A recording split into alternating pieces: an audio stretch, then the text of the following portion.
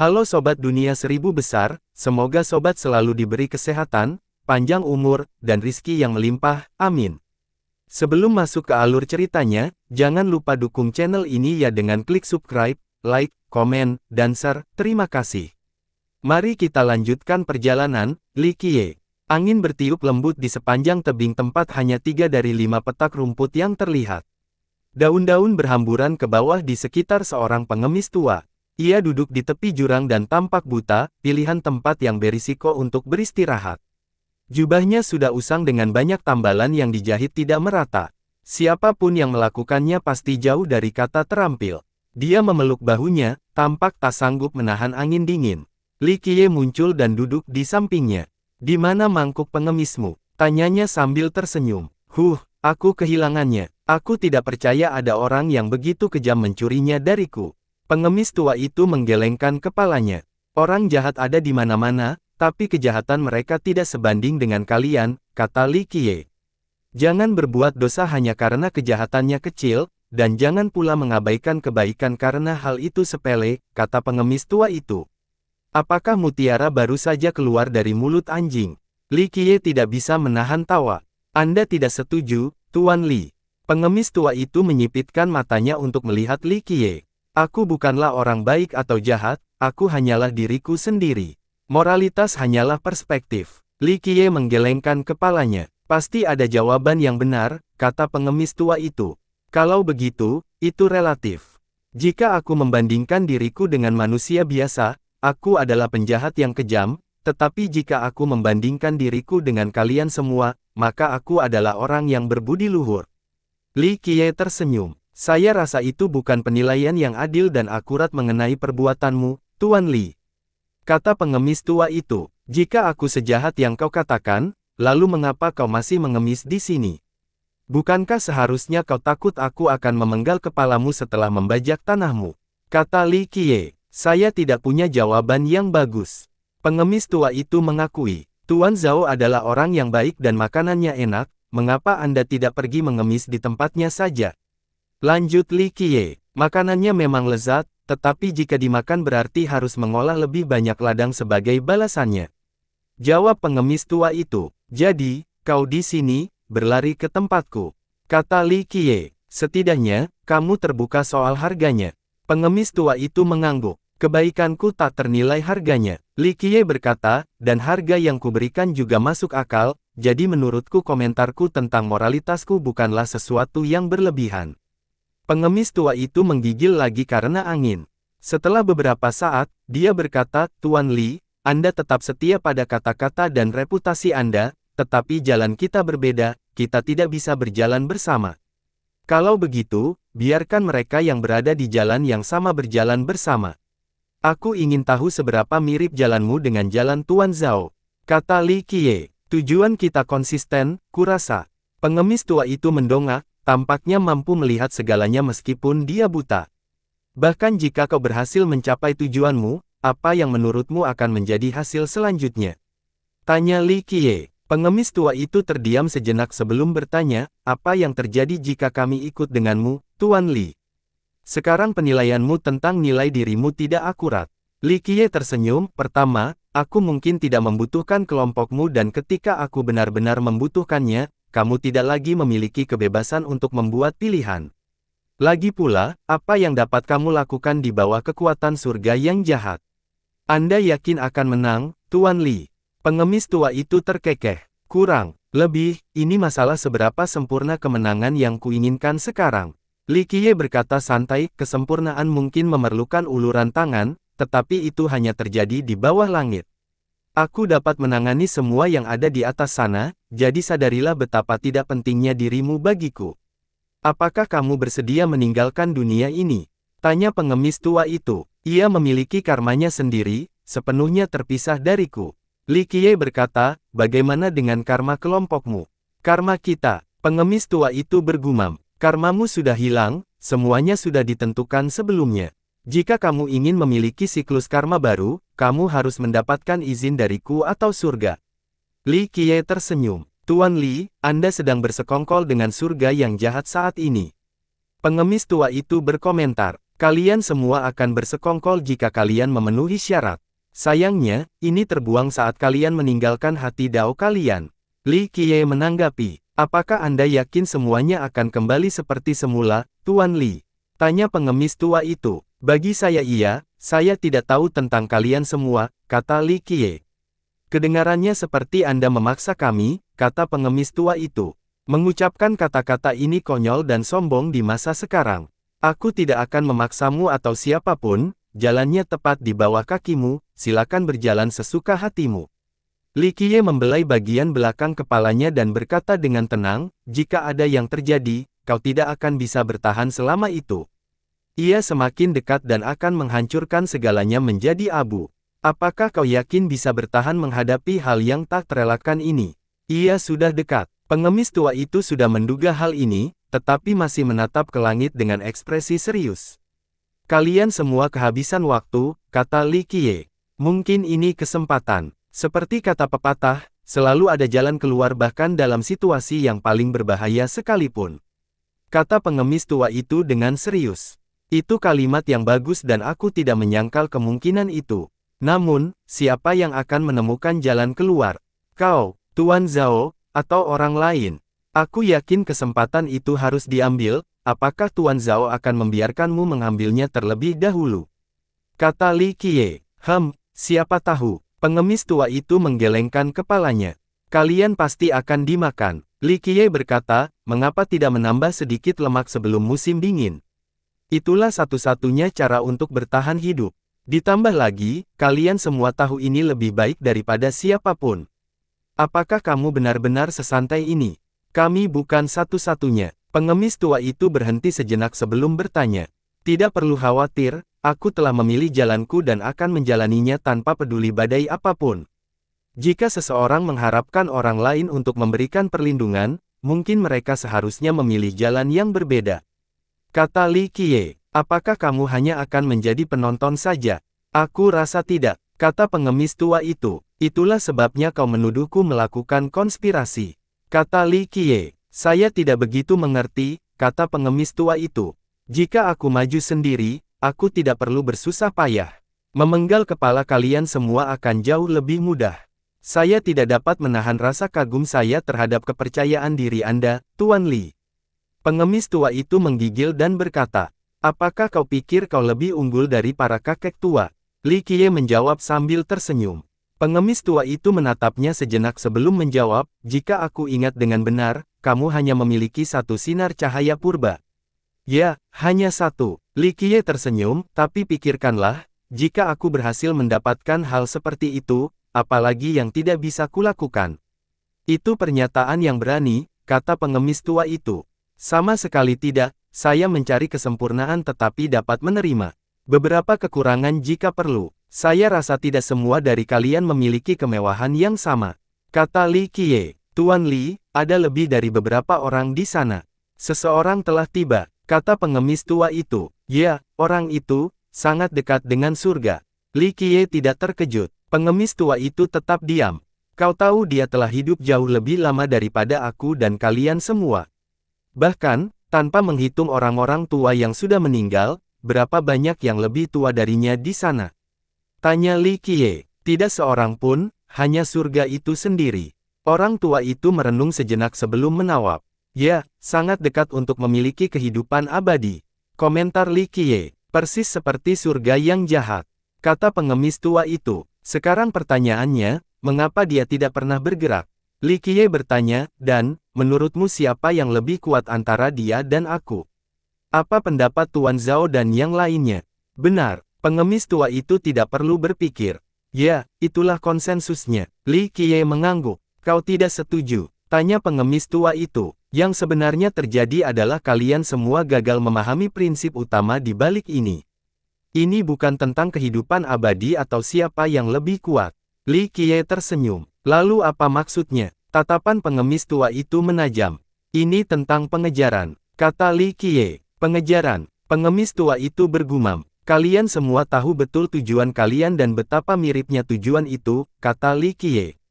Lalu apa yang saya inginkan? Tanya pengemis tua itu. Entah hidup abadi atau menjadi pengganti. Li Qiye tersenyum. Karena itu, di dalam hatimu muncul ketakutan yang mendalam. Kalian semua mencoba menghapusnya melalui kekuatan dan kultivasi. Kata Li Qiye, apakah Anda tidak takut, Tuan Li?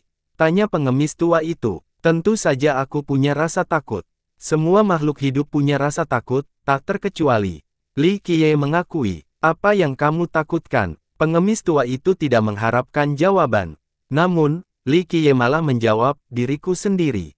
Kamu sendiri. Pengemis tua itu terkejut. Aku yang gagal menjaga hati Taoku. Li Qiye menjelaskan sambil menatap langit, selama aku ingin menjadi diriku sendiri, aku tidak akan takut. Kalau tidak, rasa takut itu akan melahapku. Begitu ya, cara agar kamu terhindar dari rasa takut adalah dengan terus menyempurnakan dirimu dan mempertahankan jalan hidupmu. Kata pengemis tua itu. Sebaliknya, keabadian atau penggantian adalah solusi untuk mengatasi rasa takut akan kematian di hatimu. Selama ini adalah tujuanmu, rasa takut akan kematian akan selalu ada karena keduanya adalah satu dan sama. Jadi, kalian semua memakan orang lain, zaman kalian sendiri, dan dunia lain. Kalian memandang segala sesuatu sebagai hal yang tidak penting dan tidak layak diselamatkan, mereka telah mengecewakanmu sehingga kalian memakan mereka sebagai balas dendam. Pada akhirnya, kalian semua agak menyedihkan. Li Qiye menyimpulkan, bagaimana dengan Anda, Tuan Li? Pengemis tua itu menatapnya. Aku juga sama, menyedihkan karena aku tidak punya pilihan selain menempuh jalan ini dan menyedihkan jika aku menjadi seperti kalian. Li Qiye berkata, meskipun begitu, aku lebih suka untuk tetap menjadi unik selama mungkin. Betapa luas pikiranmu, kata pengemis tua itu. Bukan itu, Dao di bawah kaki kita mendukung kita sehingga kita bisa terus maju. Sayangnya, satu-satunya hal di mata kelompokmu sekarang adalah keabadian. Kata Li Qiye, apakah kamu akan menolak keabadian jika keabadian itu ada di hadapanmu? Tanya pengemis tua itu. Bohong kalau aku bilang aku tidak menginginkannya, tapi itu hanya jika aku harus membungkuk dan mengambilnya. Kalian semua mencarinya tanpa lelah, tetapi malah kehilangan hati Dao kalian dalam prosesnya. Kata Li Qiye, orang tua itu tidak menanggapi. Apakah, menurutmu surga yang jahat itu mencari keabadian? Li Qiye melanjutkan, dia sudah abadi, kata pengemis tua itu. Itu pemahaman yang dangkal. Dia tidak tahu apa itu hidup dan mati, jadi dia tidak peduli dengan keabadian. Kata Li Qiye, tolong jelaskan lebih lanjut, tanya pengemis tua itu. Karena kalian semua dibutakan oleh pengejaran ini, apa yang beberapa dari kalian lihat setelah melawan surga yang jahat? Tanya Li Qiye, maksudmu kau melihatnya dengan jelas? Kata pengemis tua itu, tidak jelas, tapi ya. Menurutmu, apa surga yang jahat itu? Tanya Li Qiye. Pengemis tua itu butuh waktu untuk menemukan kata-kata yang tepat, lahir dari purba. Semua orang mencari keabadian namun tidak mengenal hidup dan mati. Li Qiye tidak melanjutkan topik tentang surga yang jahat. Pengemis tua itu merenung sebelum bertanya, Tuan Li, Anda pasti tahu lebih banyak tentang dia. Hanya ide umum. Silakan. Li Qiye tersenyum. Jangan tersinggung saat aku mengatakan ini, tapi kandidat utama untuk mencapai keabadian atau penggantian tidak lain adalah dia. Aku khawatir kau tidak berada di puncak. Kata pengemis tua itu. Saya tidak tersinggung. Li Qiye tersenyum dan menggelengkan kepalanya, dia dan kalian semua tidak memenuhi syarat untuk kedua jalan itu. Hanya ada satu hasil untuk kalian, kehancuran. Yaitu, jika kalian tidak mengubah jalan kalian. Bagaimana kamu bisa begitu yakin? Tanya pengemis tua itu. Sudah berapa lama kalian semua merencanakan? Apakah kalian berhasil? Tidak, dan apa yang telah kalian lakukan? Kalian telah kehilangan zaman kalian sendiri. Kalian percaya bahwa kalian memegang kendali atas takdir kalian, tetapi kehidupan seperti apa yang kalian jalani saat ini? Hanya sekadar hidup sambil membuang segalanya. Untuk apa? Kritik Li Qiye. Pengemis tua itu berpikir sejenak sebelum menjawab, mungkin ini hanya sekedar proses, bukan hasil akhir. Apakah kamu tahu apa hasil akhirnya? Kata Li Qiye. Sepertinya Anda sangat mengetahuinya, Tuan Li, kata pengemis tua itu. Sebenarnya, orang yang paling tahu adalah dia, bukan aku. Li Qiye tersenyum. Dia, mata pengemis tua itu beralih ke samping setelah mendengar ini. Sekali lagi, dialah yang hidup paling lama di antara kita. Jadi apa bedanya dia dengan surga yang jahat itu? Tanya Li Qiye. Hampir identik, kata pengemis tua itu. Tidak juga, Li Qiye terkekeh dan berkata, jika mereka benar-benar identik, dia akan menjadi surga baru, dan kalian semua tidak akan memiliki kesempatan sama sekali. Itu juga masuk akal. Pengemis tua itu setuju. Lalu mengapa harus menunggu lintas zaman? Tanya Li Qiye. Pengemis tua itu mendongak sambil merenung sementara Li Qiye menikmati angin sepoi-sepoi dengan ekspresi santai. Setelah beberapa lama, pengemis tua itu bertanya, apa penjelasanmu untuk ini, Tuan Li? Dalam arti tertentu, dasar-dasarnya terlalu mirip. Mengapa dia dan kalian semua mampu melampaui surga yang jahat? Sementara kalian semua berusaha untuk mendapatkan keabadian, surga yang jahat telah melampaui hidup dan mati. Bagaimana kalian bisa bersaing? Li Qiye tersenyum. Bagaimana seseorang bisa benar-benar tahu tanpa berada dalam posisi itu? Kata pengemis tua itu, tidak perlu karena ini adalah hukum dunia, semuanya sudah ditentukan sebelumnya termasuk kerugianmu. Ini berlaku untuknya juga, jadi tidak ada harapan. Li Qiye menggelengkan kepalanya. Saya kira kamu pikir kamu berbeda, kata pengemis tua itu. Memang, aku pengecualiannya. Li Qiye tersenyum. Begitu, pengemis tua itu menatap Li Qiye dengan matanya yang buta. Itulah sebabnya surga yang jahat tidak mendatangi kalian dan yang lainnya. Kalian semua tidak memenuhi syarat. Li Qiye menepuk bahunya dan berkata, saya tidak bisa mengatakan saya setuju, Tuan Li. Kata pengemis tua itu, kalau begitu, katakan padaku, apa yang kalian semua lindungi sekarang? Tanya Li Qiye. Surga yang jahat telah menghancurkan banyak hal di masa lalu, kata pengemis tua itu. Dia menegakkan aturan langit dan bumi, melakukan penghancuran dan penciptaan. Pernahkah kau melihatnya melahap zaman atau dunia? Tidak, dia hanya menghancurkan bentuknya, bukan esensinya. Akhir zaman berarti dimulainya zaman yang lain. Makhluk hidup dapat bangkit kembali dan menikmati esensi yang telah kembali.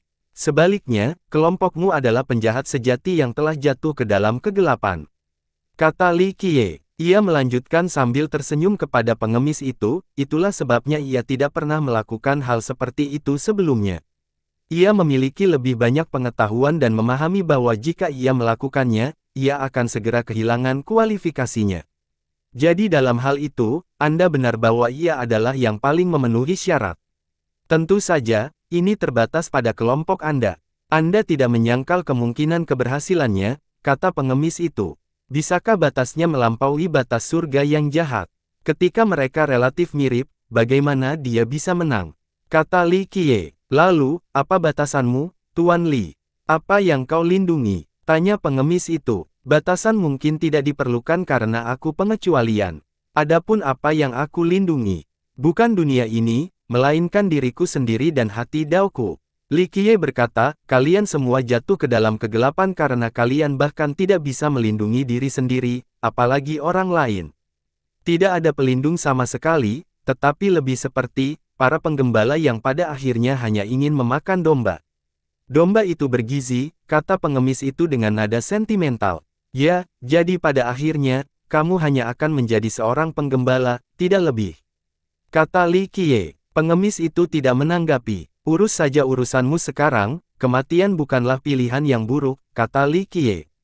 Tuan Li, akan ada celah saat turun, bukankah itu kesempatan bagus? Kata pengemis itu hanya sudut pandang untuk menenangkan diri, hanya angan-angan belaka. Jawab Li Qiye. Tuan Li, mungkin Anda belum melihatnya dengan mata kepala sendiri, tetapi itu bukanlah sesuatu yang dapat diantisipasi. Ini akan menjadi perang yang berkepanjangan karena persiapan yang matang. Kata pengemis itu, aku tahu, ini adalah kesempatanmu untuk menghancurkan surga yang jahat, lubang-lubang sudah siap untuk kehancurannya. Kata Li Qiye, itulah idenya. Pengemis itu mengangguk. Seberapa yakin kamu dengan keberhasilan rencana ini? Li Qiye berkata dengan santai. Pengemis itu terdiam lagi. Jika kamu percaya diri, kamu tidak akan datang ke sini untuk meminta makanan. Itulah sebabnya kamu menyelinap ke sini, kecuali jika kamu memiliki tujuan yang sama seperti tamu tak dikenal itu. Kata Li Qiye. Tidak, kata pengemis itu. Kamu sepenuhnya sadar bahwa itu tidak akan berhasil, oleh karena itu kamu mengambil inisiatif dalam merencanakan rute pelarian bersamaku. Kata Li Qiye. Jadi, apakah Anda bersedia memberikan sedikit makanan, Tuan Li? Tanya pengemis itu. Itu tergantung pada pilihanmu dan jalan yang kau lalui. Kau tahu itu, kata Li Qiye. Pengemis itu menatap ke kejauhan dan akhirnya bergumam, untuk melepaskan. Tidak ada yang perlu dipermalukan dalam hal ini, bukan berarti kamu belum pernah melakukan perbuatan memalukan di masa lalu, kata Li Qiye. Pengemis itu mendesah pelan, seakan teringat masa lalu sebelum menyetujui, ya. Hanya ketika seseorang benar-benar mencapai jalan buntu, mereka akan mencari pertobatan. Pertobatan jenis ini murahan. Li Qiye menggelengkan kepalanya. Katakan apa yang ingin kau katakan, Tuan Li, kurasa aku harus meninggalkan jalan yang terbentang di hadapanku. Kata pengemis itu. Tentu saja, tidak, ada makan siang gratis. Li Qiye tersenyum. Apa yang Anda inginkan, Tuan Li? Tampaknya pengemis itu akhirnya memutuskan. Kenyataannya, dia sudah membuat pilihan ini begitu dia datang ke sini. Aku tidak perlu meminta harta karun kepadamu, cukup beberapa tugas saja. Daripada hanya menyesalinya, sekarang saatnya untuk berkontribusi. Kata Li Qiye. Baiklah, pengemis itu tidak ragu sedetik pun, Tuan Li, apa alasan Anda mempercayai saya? Tidak ada alasan, aku hanya mengambil kesempatan. Li Qiye berdiri, menepuk tangannya, dan berjalan pergi. Setelah berbicara dengan pengemis itu, Li Qiye melihat sekeliling dan berkata, ke medan perang, bagaimana kalau kita ke sana? Awan imut mendarat di sampingnya, memandang sekeliling dengan rasa ingin tahu. Sedangkan Niu Fen, ia berubah menjadi siput dengan penghalang siluman yang terpasang, tampak menyedihkan dan layu. Apa yang sedang kamu lakukan? Li Qiye tidak tahu apakah harus tertawa atau menangis setelah melihat ini. Niu Fen mengintip dari cangkang seperti pencuri dan berkata, hehe, ini disebut bersikap rendah hati. Karena aku berdiri di puncak, kesombongan dan kekuatanku terlalu mencolok dan membuat orang lain iri, sebaiknya jangan menarik perhatian. Tolong, ini hanya menyedihkan. Mereka sudah pergi, kamu tidak perlu melakukan ini. Li Qiye menggelengkan kepalanya. Hehehe, aku hanya tidak ingin mencuri perhatianmu, Tuan Muda. Tapi sejujurnya, kau sering bergaul dengan orang-orang yang luar biasa. Salah satu dari mereka mungkin menganggapku lezat dan menjadikanku santapan. Kata Niu Fen. Siput rebus, kedengarannya tidak terlalu buruk. Dan penguasa Dao yang sudah mencapai tingkat kesempurnaan juga, pasti sangat lezat. Li Qiye mengelus dagunya. Tuan Muda, itu tidak lucu. Niu Fen bersembunyi kembali ke dalam cangkang dan berkata, lihatlah tubuhku yang sudah tua, dagingnya akan keras dan tua, seperti kayu yang digigit. Awan itu menatap Niu Fen dengan rasa ingin tahu alasan kemunculannya. Li Qiye melompat ke atas siput dan tersenyum, ke medan perang kuno. Baiklah, ayo pergi. Niu Fen tertawa dan mengumpulkan kekuatannya, langsung berlari ke depan. Adapun awan, ia terus bergerak dengan santai, hanya mengambang berdampingan dengan Niu Fen. Niu Fen telah belajar dari pertemuan sebelumnya sehingga ia tidak lagi mencoba berlari lebih cepat dari awan, dan mempertahankan kecepatan yang dapat diterima. Mereka tiba di medan perang terbesar dari perang zaman abadi. Selain kerusakan fisik, kematian para kaisar dan raja mengubah tanah ini menjadi sesuatu yang tidak menyenangkan. Belum lagi para pembudidaya biasa, bahkan yang terkuat pun kesulitan untuk menyeberang. Ruang terkoyak dan waktu lenyap. Badai terlihat mengamuk di seluruh dataran, mampu menghancurkan apapun. Berbagai aura dan emosi agung masih tersisa, masih mengamuk dalam pertempuran. Energi dari pedang dan golok hampir permanen. Api Dao tidak dapat dipadamkan.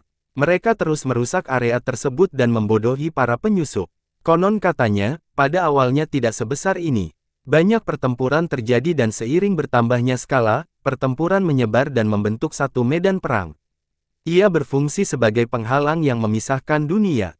Satu-satunya cara untuk melewatinya adalah melalui jembatan suci yang membentang di atas kekacauan. Kita hanya perlu menyeberangi medan perang ini dan kita akan mencapai kota Dao abadi, wilayah rakyat. Kata Niu Fen. Mereka bertarung dengan sengit. Li Qiye menatap pemandangan itu. Banyak sekali yang gugur, Crimson, Qianlong, Bazen, Hu Yue, Brilliant Devil Emperor, semuanya raksasa. Kata Niu Fen, medan perang ini merupakan klimaks dari perang zaman kuno dan tempat peristirahatan bagi banyak kultivator hebat. Beberapa yang selamat dikenal oleh semua orang, Kaisar Dunia, Kaisar Nether, Kaisar Pedang. Sulit untuk mengumpulkan mayat mengingat kondisinya saat ini, kata Niu Fen dengan nada sentimental. Kekuatan para kaisar dan raja yang telah tumbang tetap ada. Karena mereka menggunakan serangan terkuat yang mungkin sebelum kematian, kekuatan yang tersisa tidak menghilang setelah era ini. Mereka yang mampu memasuki dan memurnikan kekuatan ini tidak ingin mengeluarkan upaya karena kurangnya manfaat. Sebagai gantinya, sebuah jembatan suci dibangun, melewati medan perang yang mematikan. Awan itu menatap pemandangan yang menakjubkan namun tragis ini dengan rasa ingin tahu yang besar. Kita masuk. Li Qiye melompat dari Niu Fen dan berjalan ke medan perang. Keduanya bergegas mengikutinya. Boom! Badai dahsyat segera menyambut mereka dengan kehancuran total. Terlebih lagi, karena semua ketertarikan telah terhapus, medan perang telah menjadi labirin waktu dan ruang. Li Qiye menjadi bersinar sementara Niu Fen tumbuh lebih besar. Rune muncul di sekitar awan. Gemuruh, melangkah maju merupakan hal yang sulit bagi kebanyakan orang, tetapi Li Qiye meninggalkan jejak kaki yang dipenuhi cahaya purba. Setiap langkah menstabilkan ruang dan waktu, mencegah badai menyebabkan kerusakan lebih lanjut. Boom! Begitu mereka berhasil melewatinya, api neraka Dao yang mengandung afinitas kekaisaran emas menyambut mereka dengan kekuatan penuh. Catatan penerjemah, saya telah membaca komentar dan menikmati semua spekulasi dari bab-bab yang penuh dengan alur cerita yang bagus. Namun, saya melihat banyak spoiler, ada forum lain untuk itu termasuk saluran di Discord. Harap batasi komentar spoiler yang tidak masuk akal dan perhatikan pembaca lain. Neraka Dao tampak berujung dengan panas yang membakar, mampu melelehkan waktu dan ruang. Api emas Kaisar Merah benar-benar mendominasi. Niu Fen tidak bisa menahan diri untuk tidak memuji sambil menghalanginya. Ledakan, api terus bergerak menuju kelompok itu, ingin membakar mereka menjadi abu. Li Qiye baru saja melangkah maju, setiap langkahnya menyerupai paku tertinggi dari langit dan bumi, mencegah kobaran api mengakibatkan kerusakan. Klang! Sebuah suara pedang terdengar sebelum sebuah tebasan menyapu yang membelah 10 juta mil. Ini dapat melintasi waktu dan membunuh para pemimpin, menyingkirkan semua dao dan hukum dalam proses. Dao pedang Kenlong, pengaruh areanya sangat luas. Niu Fen tak dapat menahan diri untuk memuji, mengaktifkan pencerahan dao pada cangkangnya untuk memblokir serangan itu.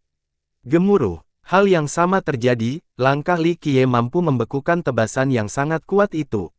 Zas! Di atas kubah langit, kekuatan cahaya mendekat seperti tsunami, langsung menelan wilayah tersebut.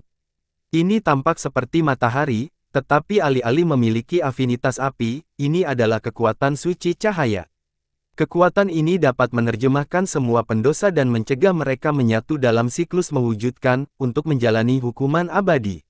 Ini tampak lebih seperti kutukan daripada apapun pada saat ini. Benar-benar gila, Brilliant malah menggunakan kutukan alih-alih bertarung secara normal. Aku pasti sudah menghancurkannya jika kita berasal dari generasi yang sama. Niu Fen kesal karena harus berhadapan dengan kutukan yang menekan ini. Kutukan cahaya yang tak berujung tidak dapat menghalangi langkah Li Qiye, tidak mampu menyusup ke area di sekitarnya.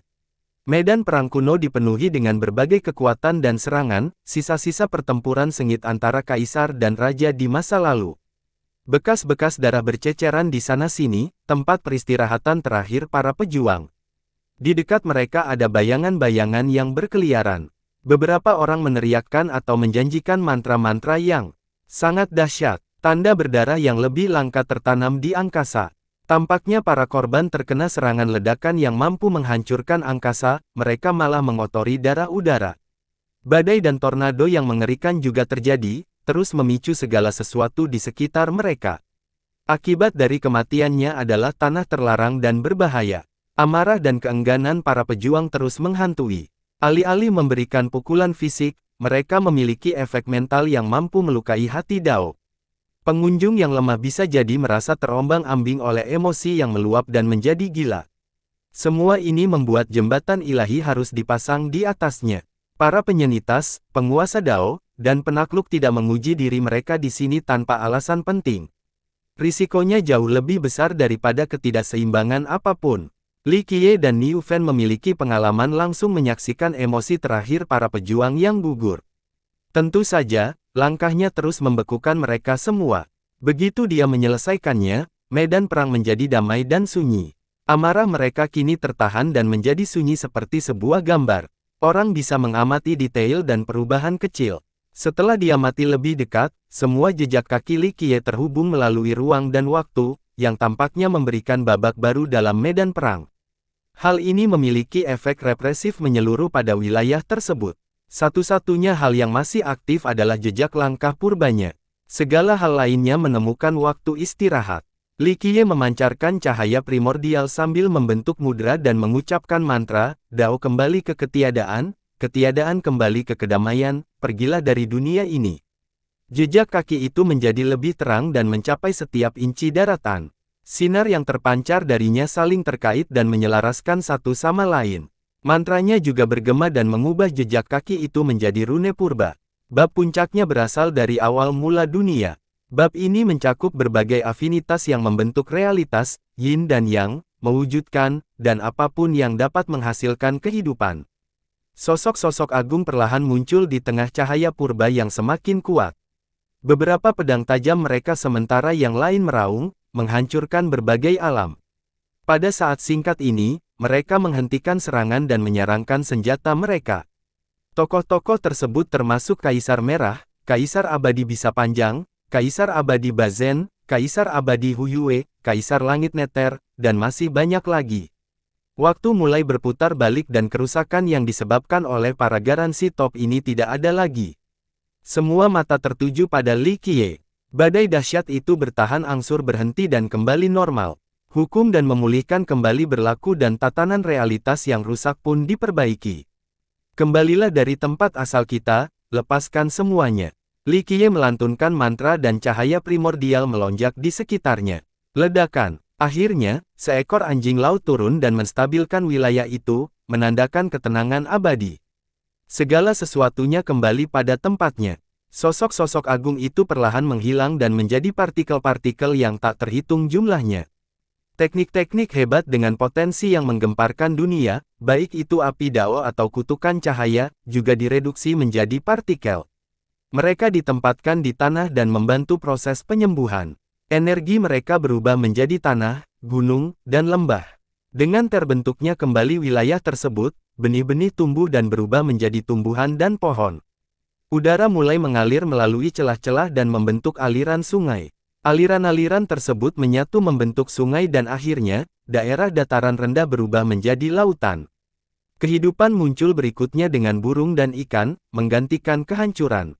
Kekuatan primordial melahirkan semua makhluk hidup. Orang dapat melihat rune Dao dengan cahaya redup di antara dedaunan, pohon, dan lainnya. Sekarang ini seperti surga, gumam Niu Fen setelah melihat perubahan drastis itu. Amarah dan berbagai emosi dari para pejuang yang gugur tidak dapat dihilangkan di masa lalu. Mereka tidak pernah menemukan kedamaian sampai sekarang dengan kedatangan Li Qiye. Mereka mampu melanjutkan hidup sementara kehancuran yang ditinggalkan diperbaiki oleh Li Qiye.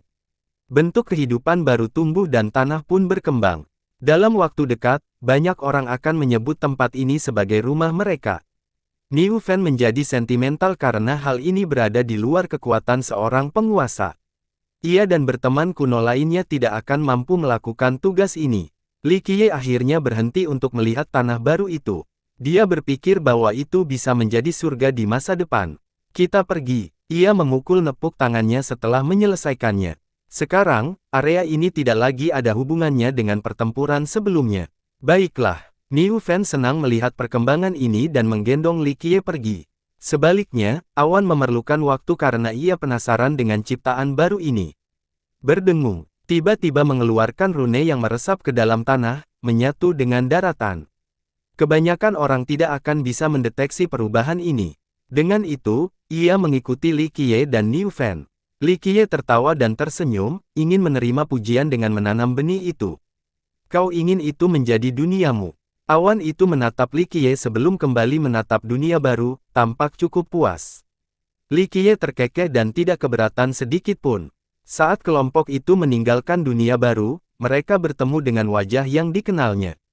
Tuan, orang itu terkejut melihat Li Qiye juga. Orang itu tidak lain adalah Qin Baifeng dari lembah Sunset Glow. Dia tidak menyangka akan melihatnya lagi, apalagi secepat ini. Takdir lagi, Li Qiye mendesah. Tuan, Anda mau kemana? Tanyanya. Kota Dao. Niu Fan menjulurkan kepalanya dan menjawab sebelum bersembunyi lagi. Dia melirik siput tua itu lalu ke awan. Dia mengenali awan itu karena awan itu berasal dari artefak abadi milik sektenya. Saya juga akan menuju ke kota Dao, Tuan. Katanya. Kalau begitu, ayo kita pergi bersama. Dia tersenyum dan mengetuk tempat di sebelahnya. Terima kasih, Tuan. Dia dengan senang hati bangkit dan duduk di sebelahnya. Kita berangkat, teriak Niu Fan sebelum bergegas maju. Perjalanan ini tidak akan memakan waktu lama karena kota Dao sudah dekat. Tidak menginap di lembah, tanya Li Qiye. Kakak senior bisa menangani semuanya di sekte dan aku dalam posisi yang baik dalam hal pelatihan, jadi aku akan kembali untuk melihatnya. Jawabnya, klan Qin, para pencari surga. Niu Fan menyela. Hal ini sedikit mengejutkannya, apalagi kalimat berikutnya, Kaisar Ilahi Baili, benar-benar kematian yang tragis di pengadilan surgawi. Bagaimana kamu tahu ini, senior? Tanyanya tiba-tiba. Bukan rahasia lagi, siapapun yang bisa mencapai tempat itu pasti tahu. Niu Fan menggelengkan kepalanya. Dia membuka mulutnya dan tidak mengatakan apapun karena memang itu bukan rahasia. Inilah alasan mengapa klan mereka pergi dan memilih untuk tinggal di kota Dao. Li Qiye tidak repot-repot menanyakan masalah masa lalu, wajahnya masih tersenyum. Tuan, bolehkah saya bertanya mengapa Anda menuju ke kota Dao? Apakah itu untuk kota Dao abadi? Tanyanya kepada Li Qiye sambil melirik awan. Dia belum pernah melihat artefak abadi sebelumnya. Namun, Li Qiye meninggalkan lembah hanya dengan awan misterius ini. Dia berspekulasi bahwa awan itu pasti memiliki hubungan yang dalam dengan artefak dan karenanya, kota Dao abadi. Aku belum yakin, hanya melihat-lihat saja sekarang. Li Qiye tersenyum dan menatap ke depan. Itu kota Dao, juga dikenal sebagai domain Dao. Niu Fan berhenti dan menjelaskan lebih lanjut. Mereka mengamati pemandangan megah di depan, puncak-puncak yang menjulang tinggi dengan bintang-bintang yang berputar di sekelilingnya. Air terjun tampak seperti berasal dari surga itu sendiri dan pohon-pohon suci dengan ukuran yang tak terbayangkan. Tembok-tembok dan kota-kota kuno terlihat, memancarkan aura yang luar biasa. Ini adalah perwujudan sejati kemakmuran yang tak berujung. Sekte dan desa yang tak terhitung jumlahnya menghuni negeri itu. Jangkauan terjauh memiliki energi abadi. Meskipun samar, seseorang masih dapat merasakannya dari jarak 10 juta mil. Tidak ada yang lebih mencolok daripada jenis energi ini. Setiap helai mengandung kekuatan yang tak terhitung, yang mampu mendorong langit atau menghancurkan bumi. Di balik hamparan energi ini, terdapat sebuah kota yang mampu bertahan dalam ujian waktu. Bencana tidak akan mampu menghancurkannya. Tampaknya itu diciptakan oleh alam, sama sekali tidak ternoda oleh sentuhan manusia. Kota Dao, dan kota Dao abadi. Niu Fan bergumam, kota Dao abadi adalah salah satu dari 9 harta karun surgawi. Sekarang kota ini berfungsi sebagai markas besar bagi rakyat. Raja abadi Yiye dan Kaisar abadi Buzan adalah orang pertama yang mencapai kota, menghentikan gelombang serangan dari pengadilan surgawi. Pada akhirnya, mereka mempertahankan kota itu cukup lama hingga pembeli telur bebek dan yang lainnya tiba, dan berhasil memukul mundur para penyerang. Sejak saat itu, kota Dao abadi menjadi milik rakyat. Daerah dan kota di sekitarnya dikenal sebagai kota Dao atau domain Dao. Kota ini menjadi rumah baru bagi para korban perang zaman kuno yang malang. Mereka pindah ke sini dan menemukan harapan untuk masa depan. Awan itu menatap ke arah kota Dao abadi, melihat ke kiri dan ke kanan. Ia merasa tempat ini agak familiar. Adapun Li Qiye, dia hanya melirik harta karun itu sebentar sebelum berfokus pada hal lain. Ketika orang lain melihatnya, mereka akan melihat gunung-gunung yang bergelombang dan sungai-sungai yang mengalir. Sedangkan Li Qiye, ia melihat gambaran momentum yang hebat, zaman keemasan. Namun, ia mengerutkan kening setelah melihat ada sesuatu yang hilang. Itu, dia menunjuk ke depan. Masih bagian dari domain Dao, sebagian besar dihuni oleh manusia, kata Niu Fan. Qin Beifeng menjadi bersemangat dan berkata, Tuan, itu adalah Mementos Frontier, klan kami ada di sana sekarang. Perbatasan penting. Li Qiye mengusap dagunya. Apakah kamu ingin mengunjungi rumah sederhana kami?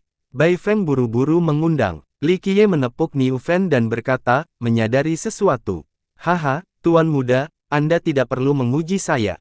Saya tidak perlu melihat untuk mengetahui apa yang ada di sana, sebuah tablet yang mampu mengendalikan momentum dari banyak era.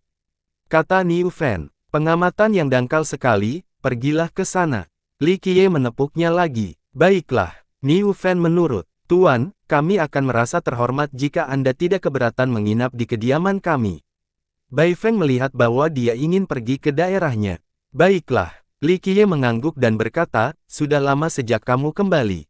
Ya, saya adalah kepala klan di sana, tetapi ada batasan untuk berlatih di Momentous Frontier, jadi saya mendapat izin dari leluhur untuk bergabung dengan Sunset Glow Valley. Dia menjelaskan lebih lanjut, Qin telah jatuh dan tidak dapat menghasilkan seorang kultivator yang cakap. Selain itu, ada aturan tertentu untuk Momentous Frontier juga. Jadi, dia tidak punya pilihan selain pergi ke Sunset Glow Valley. Karena kultivasinya membaik akhir-akhir ini, dia memutuskan untuk pulang ke rumah lagi karena sudah lama tidak bertemu. Tidak seperti ketua klan tradisional, dia tidak bertanggung jawab untuk mewariskan warisan dan kultivasi klan, dia hanya mengawasi dan membuat keputusan saat diperlukan. Momentous Frontier merupakan salah satu daerah yang paling berkembang di domain Dao, meskipun tidak terkait dengan kultivasi. Sudah lama tidak menghasilkan guru terbaik. Bahkan, para jenius yang cakap dan ambisius tidak punya pilihan selain meninggalkan rumah mereka. Kelimpahan manusia biasa menutupi kekurangan pembudidaya. Kota-kota manusia biasa dapat dilihat di mana-mana, bukan sekte dan faksi. Jarang sekali melihat kultivator terbang berkeliling atau aura ilahi yang terkait dengan kultivasi. Hanya kuil yang dapat dilihat di pinggiran desa dan kota, mungkin kuil yang lebih besar di kota utama. Manusia tidak perlu bercocok tanam, mereka hanya ingin sesekali membakar dupa di kuil untuk memberi penghormatan kepada para dewa.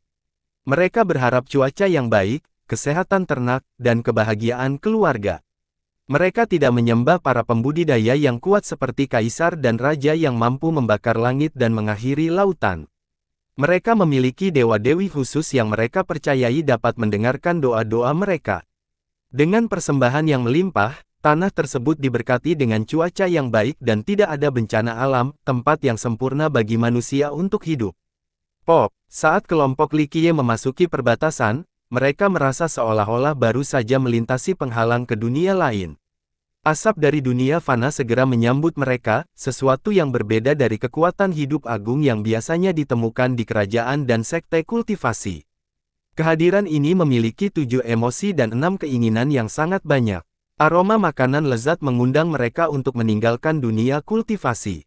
Benar-benar penting, komentar Li Qiye. Sungguh luar biasa, Niu Fen berkata, Kaisar Abadi Yuzhou, penguasa ganda Dao Flame, Kaisar Abadi Diyu, Kaisar Naga Luar Angkasa, dan masih banyak lagi yang memiliki tujuan ambisius untuk membangun rumah bagi semua orang. Mereka menyempurnakan tanah ini dan menciptakan momentum di sekitarnya. Senior, Anda tahu sejarahnya dengan baik. Bai Feng terkejut. Kisah ini sudah diwariskan sejak lama. Sayang sekali ketika saya datang, mereka sudah menyelesaikan karya seni yang hebat itu. Niat mereka baik dan agung, kata Niu Fen. Rumor yang berkembang adalah bahwa Kaisar Abadi Diyu dan penguasa ganda Dao Flame meluncurkan proposal untuk membangun wilayah yang berbeda dari wilayah Dao Domain lainnya. Daftarnya dimulai dengan Kaisar Abadi Yuzhou, penguasa Dao Tulang, Kaisar Abadi Busi, Kaisar Naga Angkasa, leluhur naga sapi, dan masih banyak lagi. Mereka meneliti prasasti tertentu dan menciptakan momentum dan batas Dao. Mereka kemudian menjadi dewa-dewi, fondasi negeri ini. Fokusnya adalah menyediakan tempat berlindung bagi masyarakat umum dari seluruh dunia. Mereka yang akhirnya menjadi cukup kuat dapat bergabung dalam momentum tersebut dalam sebuah proses yang dikenal sebagai penyesuaian. Akan tetapi, mereka yang berjiwa lebih ambisius dan ingin tumbuh lebih kuat serta melihat dunia tidak punya pilihan selain meninggalkan Momentous Frontier untuk mencari Dao mereka sendiri. Mereka tidak ingin menjadi dewa yang menerima persembahan dan mengabulkan permintaan. Hal ini menciptakan skenario di mana wilayah tersebut sangat cocok untuk manusia biasa, bukan untuk pembudidaya. Tanpa mereka, kurangnya persaingan dan perang yang mematikan di samping sumber daya yang melimpah memungkinkan manusia biasa untuk berkembang. Mereka juga selalu menjaga kenetralan, tidak berpartisipasi dalam konflik luar. Karena itu, para kultivator kuat dari daerah lain jarang mengunjungi Mementos Frontier. Mengesankan, sebuah cita-cita yang agung. Saya harap mereka dapat mempertahankan pola pikir ini. Li Qiye mengangguk. Tempat ini sangat menarik. Niu Fen berkata, "Yah, tempat ini agak membosankan bagiku. Aku bisa melihat orang lain ingin menetap dan menjalani kehidupan manusia biasa."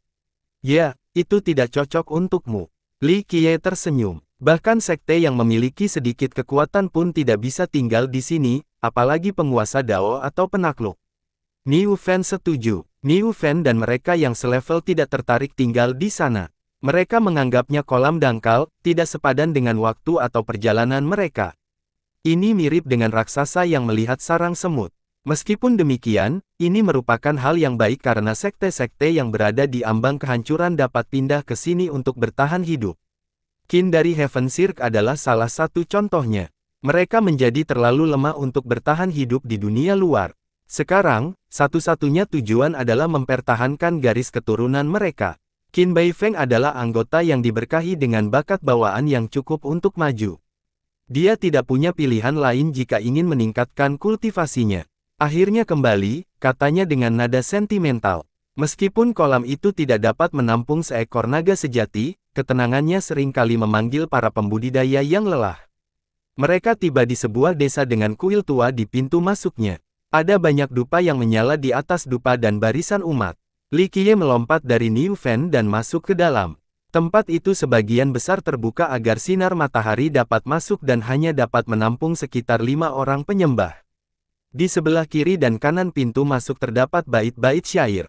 Di bagian tengah terdapat patung dengan sesaji dan dupa di depannya.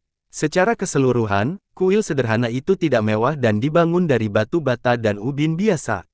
Pilar-pilarnya menjadi gelap karena terkena noda asap dupa, begitu pula dengan dindingnya. Li Qiye tersenyum tipis setelah melihat patung yang menggambarkan seorang lelaki tua berpakaian sipil dan bertopi jerami. Dia tampak ramah dan menyerupai seorang petani tua. Ada sebatang padi di sampingnya, tampak tebal dan besar, simbol panen yang melimpah. "Ini adalah dewa panen di daerah perbatasan kami." Qin Beifeng, penduduk asli, memperkenalkan patung tersebut. Dewa ini mengawasi angin dan hujan, memastikan musim yang lancar dan panen yang melimpah. Sebagian besar penduduk di daerah pedesaan memujanya. Begitu ya, sangat membantu. Li Qiye mengangguk sambil tersenyum. "Aku tahu siapa dia, Kaisar Abadi Diyu." Niu Fen terkekeh. "Apakah kamu mengenal dewa itu?" Qin Beifeng terkejut. "Sejauh yang saya tahu, dia telah memperoleh pohon dewa yang cocok untuk pertanian. Sudah sepantasnya dia menjadi dewa panen sekarang." Niu Fen tersenyum. "Aku mendengar legenda yang sama setelah bergabung dengan Sunset Glow," katanya sebelum mendekati patung itu dan membungkuk dengan hormat. Ketika dia membungkuk dengan tulus, patung itu berkilauan dan cahayanya menyinari batang padi di dekatnya. Oh, dia tidak menyangka fenomena ini. Terakhir kali dia memberi penghormatan adalah dahulu kala, sebelum menjadi Raja Naga yang kuat dengan 6 buah dao. Sekarang, dia hampir menjadi dewa di mata manusia. "Kamu memiliki 6 buah suci." Li Qiye berkata, "Ketulusanmu setara dengan doa 10.000 manusia. Itu akan memberi dewa ini cukup kekuatan iman untuk melindungi penduduk desa." Li Qiye tersenyum. Begitu, dia mengerti logikanya. Ini adalah dao yang penting. Li Qiye berkata, mereka sangat hebat dalam mempelajarinya dan memanfaatkannya secara efektif. Awan itu menepuk Niu Fen pelan-pelan sambil menunjuk ke arah patung itu. "Aku tidak bisa menyembah Kaisar Abadi Diyu, kita kurang lebih hanya kenalan." Niu Fen tersenyum dan menggelengkan kepalanya. "Jika Anda membungkuk dengan tulus, maka desa ini akan makmur selama 10.000 tahun." Ucap Li Qiye. "Apakah Anda juga akan tunduk, Tuan Muda?" "Apa yang akan terjadi?" Niu Fen mencoba untuk menghasut. "Jika aku tunduk, orang itu tidak akan bisa tetap menjadi dewa, kau saja yang melakukannya." Li Qiye menggelengkan kepalanya. "Baiklah." Niu Fen tidak bisa menolak lebih lama lagi. Dia menarik napas dalam-dalam, menenangkan pikirannya, dan merapikan pakaiannya. Meskipun Kaisar Abadi Diyu adalah seorang kaisar kuno, dia mungkin tidak lebih kuat dari Niu Fen, atau penguasa Dao bencana. Karena mereka berada pada level yang sama, tidak ada alasan bagi Niu Fen untuk memberi hormat sebab dia tidak membutuhkan perlindungan atau panen yang melimpah. Terlebih lagi, dia tidak tumbuh di sini dan tidak mendapatkan penghargaan dan cinta yang didapatkan penduduk asli seperti Qin Baifeng. Meskipun demikian, ia tetap membungkuk dengan tulus kepada patung itu, sesuatu yang tidak akan pernah dilakukannya bahkan jika pria itu ada di sana secara langsung. Setelah menyelesaikan ritualnya, Li Qiye tersenyum dan berkata pada kelompok itu, "Ayo pergi." Niu Fen berteriak dan bergegas keluar. Semua orang meninggalkan desa setelahnya. Bas! Cahaya keemasan yang penuh dengan kehidupan melonjak di kuil setelah kepergian mereka. Cahaya itu menerangi seluruh desa dan berbentuk butiran-butiran emas, yang jatuh ke seluruh ladang. Buah-buahan, biji-bijian, dan tanaman tumbuh dengan cepat dan siap dipanen. Hal ini membuat penduduk desa kagum meskipun mereka terbiasa dengan kemakmuran pertanian. Berkat keilahian mereka, panen mereka selalu lebih baik daripada apapun yang terlihat di dunia luar. Selama mereka berdoa dengan penuh rasa hormat, tahun panen yang melimpah akan segera tiba. Namun, proses yang dipercepat ini benar-benar belum pernah terjadi sebelumnya. Dewa panen kita sedang mengunjungi kita, memberkati kita dengan rahmat-Nya. Beberapa orang terharu hingga menitikkan air mata. Kemudian, desa itu pun bergembira dengan gong dan genderang. Mereka menyiapkan hiasan warna-warni seperti bunga dan lentera. Mereka dengan antusias menyembelih ternak untuk pesta pemujaan dewa mereka. Tentu saja penduduk desa yang bersujud di depan kuil itu tidak tahu bahwa yang muncul bukanlah dewa mereka melainkan Niu Fen. Sebagai penguasa Dao Puncak, penghormatan yang diberikannya merupakan wujud kembalinya dewa mereka, cukup untuk memberkati mereka selama 10.000 tahun. Kelompok itu tiba di kota yang mungkin merupakan kota terbesar di Mementos Frontier, tempat yang dihuni oleh manusia yang tak terhitung jumlahnya. Kereta kuda dan pejalan kaki memenuhi jalan-jalan. Perdagangan berkembang pesat di kota ini, yang memungkinkan penduduknya untuk sejahtera. Kelompok itu terdiri dari para kultivator terkuat. Saat mereka berjalan melewati gerbang, mereka dapat merasakan bahwa wilayah ini menyatu dengan langit dan bumi. Ada pedang Dao tertinggi di sekeliling mereka. Kota ini tidak berbeda dengan benteng yang tak tertembus, dilindungi oleh kekuatan yang lebih besar. Kota Pedang, daerah terkaya dan terpadat di perbatasan penting kita, kata Qin Baifeng. Tempat peristirahatan penguasa ganda Dao Flame. Niu Fen mengangguk setuju, pasangan itu terus melindungi mereka selama berabad-abad setelah mereka meninggal. Apakah kamu mengacu pada Dewa Pedang? Qin Baifeng tidak bisa menahan diri untuk bertanya. Ya, mereka adalah suami istri, pasangan yang ditakdirkan untuk bertemu di surga. Niu Fen mengangguk. Pasangan ini termasuk di antara penguasa Da terhebat sepanjang sejarah. Kecemerlangan mereka dalam terjangan hanya bisa dilampaui oleh cinta mereka satu sama lain. Dark Frost adalah seorang sarjana miskin dari Dao Institution sementara Snowcloud adalah seorang putri dari Flame Valley. Cinta mereka mendapat tentangan keras dari menetap. Mereka memutuskan untuk kawin lari dan beruntung bertemu Dark Flame Sword Dao, salah satu dari 9. Dia memilih Dark Sword Dao sementara dia memilih Flame Sword Dao. Keduanya bersatu dan menjadi penguasa Dao pada saat yang sama, kejadian langka yang dapat digambarkan sebagai keajaiban. Perjalanan mereka berlanjut sampai ke benua abadi. Mereka memilih untuk mati dengan tenang tanpa ada usaha untuk memperpanjang hidup atau berhibernasi. Dia adalah yang pertama dan dia berikutnya.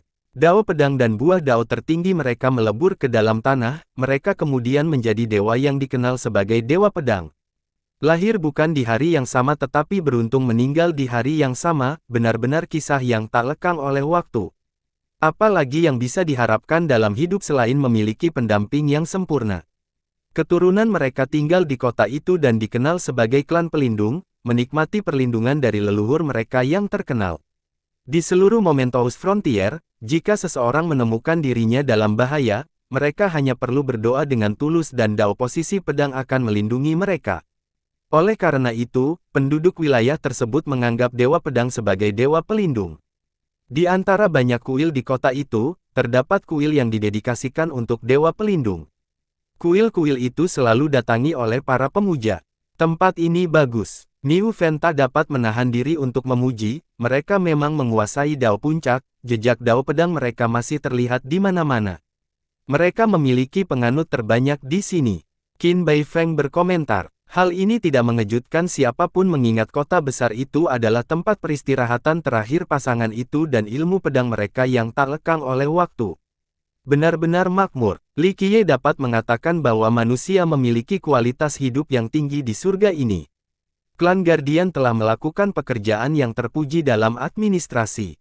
Mereka adalah keturunan Dewa Pedang, komentar Baifeng. Kudengar penguasa ganda Dao Flame telah menetapkan aturan yang mengajarkan keturunan mereka untuk melindunginya.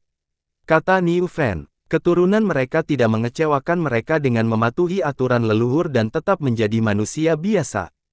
Kebijakan mereka tentang perdagangan hanya meningkatkan perekonomian kota, kata Baifeng. Meskipun penguasa ganda Dao Flame hampir tidak terkalahkan di era mereka melarang keturunan mereka untuk melindunginya. Li Qiye tersenyum setelah mendengar ini, menatap sesuatu, dan terus maju. Yang lain mengikuti tepat di belakangnya. Mereka tiba di sebuah kuil yang jelas-jelas diperuntukkan bagi Dewa Pedang. Kuil itu tampak megah dan mengesankan karena banyaknya pengunjung. Namun, Li Qiye mendekati sebuah pohon tua di depannya, di mana seorang pria paruh baya sedang beristirahat. Dia tampak berusia 30-an atau 40-an, mengenakan pakaian mewah. Dilihat dari penampilannya, kemungkinan besar dia berasal dari keluarga kaya, tipe yang paling makmur. Baik bahan maupun pengerjaannya sangat mahal di dunia fana. Dari sini, dia seharusnya cukup mengesankan, jika tidak mengesankan. Paling tidak, dia seharusnya memiliki aura yang dimanjakan. Hal ini tidak terjadi karena dia berbaring di tanah seperti anak kecil. Jubahnya yang mahal ternoda lumpur dan rumput. Rambutnya berantakan. Apalagi jika ada yang membantu merapikan, rambutnya akan berantakan dalam hitungan detik. Yang terburuk, ingusnya mengalir dari hidungnya, tampak seperti orang bodoh yang sibuk menonton sesuatu. Li Qiye berjongkok dan melihatnya tengah menyaksikan sekelompok semut berkelahi memperebutkan kaki jangkrik. Dia asyik dengan pertarungannya dan tidak menyadari Li Qiye duduk di sebelahnya. Qin Baifeng dan yang lainnya juga datang. Kelompok itu tidak merasa aneh. Lagi pula, beberapa orang terdekat mempelajari Dao dengan menyaksikan semut bertarung atau ular melawan burung bangau. Namun, mereka tidak perlu mengingat pencapaian mereka saat ini. Di sisi lain, Li Qiye sendiri menyaksikannya, ini mengubah keadaan secara drastis. Setelah beberapa waktu, satu kelompok muncul sebagai pemenang setelah pertempuran yang sengit. Apakah itu cemerlang? Li Qiye bertanya sambil tersenyum.